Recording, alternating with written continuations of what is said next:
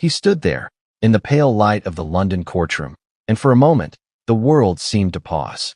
The younger son of the king, a man accustomed to headlines, to cameras, to global attention, froze. Not from fear of the judge, or the press, or even the legal machinery that had been grinding for weeks. He froze because, somehow, he had forgotten his own request. In front of everyone. Right there. And laughter rippled through the courtroom like a ripple through still water. Gentle at first, then impossible to ignore. But before we continue, please don't forget to like, subscribe, and turn on the notification bell for updates. Can you imagine that? Prince Harry, almost on the verge of tears, faltering over the very thing he had come to demand. It is the kind of contradiction that stops you. A prince, a royal, a man who spent decades learning to perform under scrutiny, now caught entirely unprepared. This is not history repeating itself. This is not some old story about tabloids and palace intrigue. This is happening now. London's High Court is alive with whispers, the low hum of cameras, the sharp intake of journalists who know that every gesture, every hesitation, every almost imperceptible twitch could become a headline before the coffee cools. And he isn't just defending himself. He is speaking for someone else. Someone whose very life has been framed, dissected, and published again and again in ways that Harry describes as nothing short of misery. Meghan Markle, the Duchess, his wife, the woman whose every move has been recorded, analyzed, and often twisted into another story, another narrative of scandal. You can see it in Harry's eyes, the strain, the mixture of anger, exhaustion, and, if you are watching closely, shame. Not the shame of wrongdoing, not guilt for missteps, but the shame of being human in a space designed to scrutinize, dissect, and at times, humiliate. There's irony here, isn't there? A man known worldwide for standing up to tabloids, for telling the world he refuses to be defined by them, suddenly faltering in the very arena he's used to fighting. And the audience is watching, not just the courtroom, not just the press, not just the lawyers, but the entire world, as if everyone holds their breath, waiting for him to recover or crumble. He begins to speak, slowly, carefully. His voice falters once, twice. He recounts, emotionally, the years of intrusion, the relentless pursuit, the phone hacking, the stories taken out of context, the private letters made public, the moments meant for family twisted into headlines. He describes Meghan's life under the microscope, the private struggles she endured, the sleepless nights, the constant fear of exposure. And yet, despite the gravity, despite the pain he describes, the courtroom remembers one thing, the forgotten request. Laughter, almost imperceptible at first, then unmistakable, undercutting the weight of his words, slicing through the solemnity of testimony. What does it mean when even a prince can stumble under pressure? What does it say about public perception, media influence, or the very nature of celebrity and vulnerability? These questions hover, unresolved. The irony is brutal. A man fighting for justice, exposing intrusion, defending privacy, yet human enough to forget the point he came to make. And if this is just the beginning, then what happens next in a courtroom already charged with tension, emotion, and expectation? Because the day was far from over. What came next would change everything, and no one saw it coming. But then it happened. The very moment that would linger in the minds of everyone present. Harry paused mid-sentence, eyes darting, hand tightening around the edge of the witness stand, as if gripping for more than just stability. He knew, that he had forgotten the request he had rehearsed countless times, that had been drilled into him by his legal team. And yet, in that instant, all the rehearsals, all the careful planning, evaporated. What comes to mind in moments like these? Panic? Shame? Or something even more corrosive? A sense of exposure, raw and unguarded, that no royal training can shield against. The courtroom reacted instantly, not with malice, not overtly, but with subtle shifts. A quiet ripple of surprise. A cough here, a shuffle there. And then, the laughter. Gentle at first, almost dismissive, before it grew in confidence as observers recognized the irony. The man who had spent his life under scrutiny, the prince accustomed to controlling his public image, faltered over the very thing that was supposed to demonstrate authority. And it wasn't just a slip of memory. It was a stark, human moment. You could see it in his shoulders, in the way his jaw tightened, in the brief flicker of disbelief in his eyes. This wasn't the kind of courtroom tension you read about in newspapers. It wasn't dramatic for the sake of drama. It was the collision of expectation and reality. Here stood a man defending his wife's private life, describing the years of intrusion, the sleepless nights, the harassment, and yet, at the crucial moment, forgetting the very question he came to pose. How do you reconcile that? How do you argue the importance of justice, privacy, and dignity when the simplest detail slips through your fingers? And the irony doesn't end there. While Harry stumbled, the press and the public were watching in real time. Cameras clicked, fingers typed, notes jotted, each person capturing not only the words but the pause, the hesitation, the visible struggle. In that frozen fraction of time, Harry's vulnerability became a headline before his statement was even completed. And yet, within that vulnerability, there was something almost painful to witness. The effort to maintain composure, the quiet defiance beneath the tremor, a reminder that even those in privilege are not immune to human fragility. You can feel it. The tension thickens, even as the laughter fades, leaving an echo of disbelief. What does it mean for the proceedings? For the perception of the man who, moments earlier, appeared almost invincible to the public eye? And more importantly, what ripple effects will this have on the legal arguments he came to make, on the testimony he struggled to deliver, and on the broader narrative of Meghan Markle's life under scrutiny?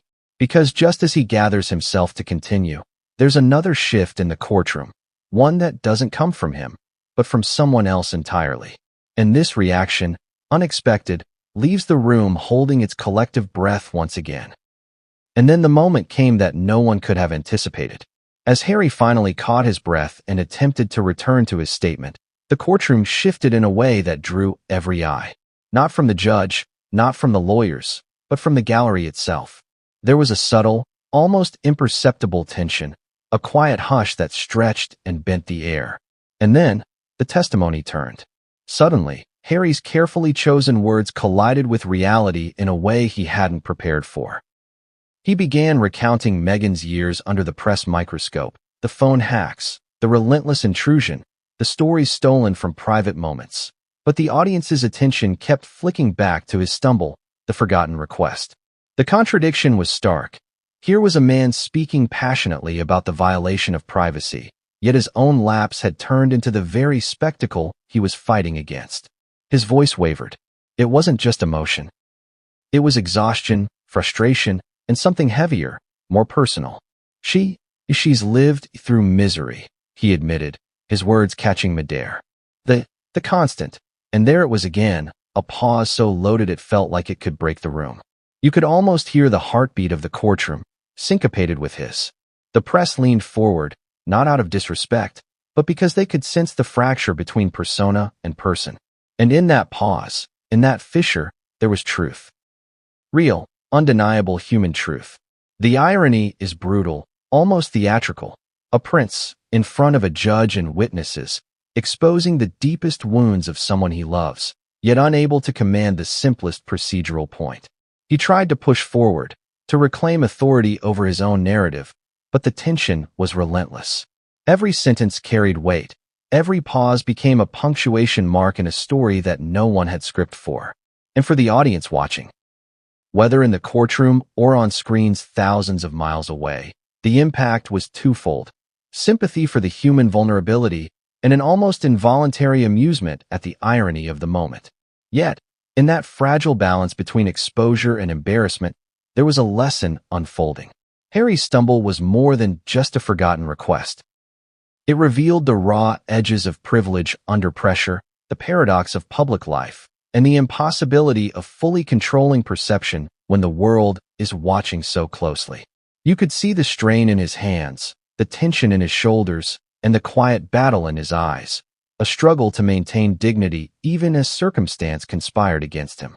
And then, as he began to steady himself, as if summoning the last reserves of composure, a subtle but sharp interruption occurred. A question from an opposing counsel, deliberate and pointed, aimed not just at legal clarity, but at probing the human fault lines that had just been exposed. And the effect? Instantaneous. A hush, a tightening of shoulders, the kind of pause that makes even seasoned journalists lean in. Because what came next wasn't just another moment of testimony. It was something that could redefine the entire day, perhaps even the case itself. And just like that, the room changed again. What had begun as an embarrassing lapse, the forgotten request, evolved into something heavier, more revealing. The question from the opposing counsel hung in the air like smoke, curling around the edges of Harry's composure. It wasn't aggressive, not overtly, but it was precise, calculated.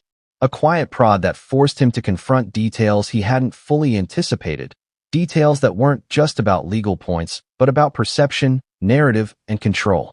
Could he navigate it? Could anyone, standing there with the weight of the world's gaze upon them?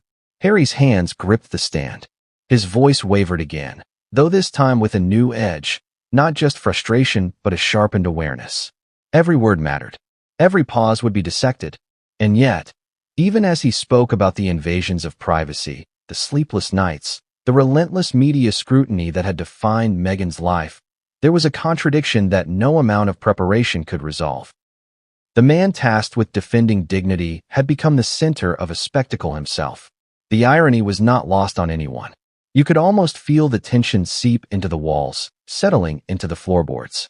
The courtroom, a place of law, reason, and order, suddenly felt fragile, human, alive in ways the press rarely captures.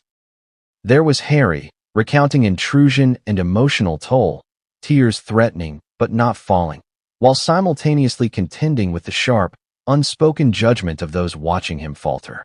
It was paradoxical, unsettling, and it raised a question for everyone observing.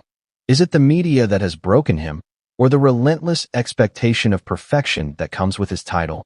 The narrative momentum shifted again when a subtle ripple moved through the gallery.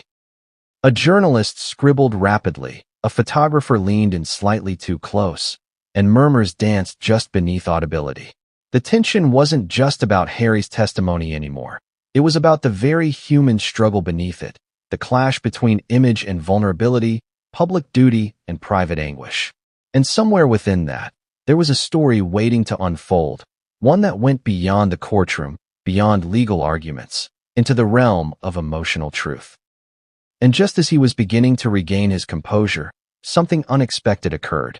A quiet interjection, not a question, not a challenge, but a reaction from someone entirely unanticipated.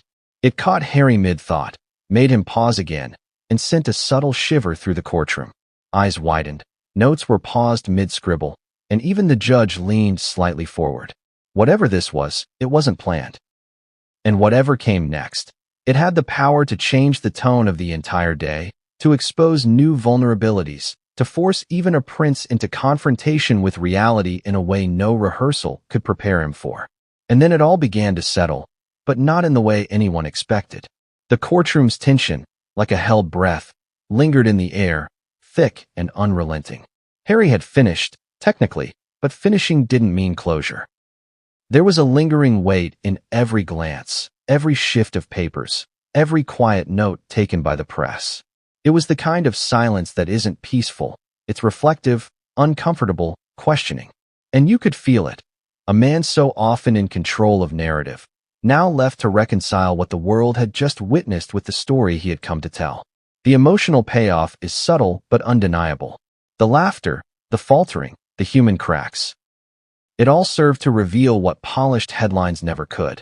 Harry, in defending Meghan's privacy, had inadvertently exposed his own vulnerability. And in that exposure, there's a truth that resonates far beyond royal life or legal strategy.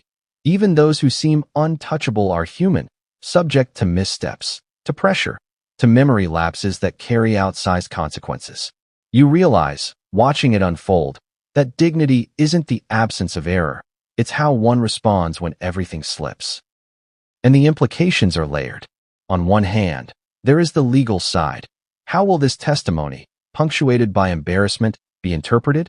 How will it influence the court, the jury, the public perception? On the other, there is the personal, the strain on relationships, the reminder of relentless scrutiny, the emotional toll of living under a microscope. And then, there's the media lens, the unavoidable amplification that transforms a moment into a headline, and a headline into a story that millions consume in real time. Can anyone truly measure the impact of that? As we step back, the narrative begins to resonate. That forgotten request wasn't just a slip. It was a lens into the fragile intersection of status, expectation, and humanity. The near tears, the careful navigation of emotion, the juxtaposition of public performance and private truth, it all underscores a reality most will never fully see. The complexity of defending dignity in a world designed to expose even the smallest fissures. And it leaves you thinking, if a prince can falter, what does that say about the rest of us, the ones who struggle in far less public arenas?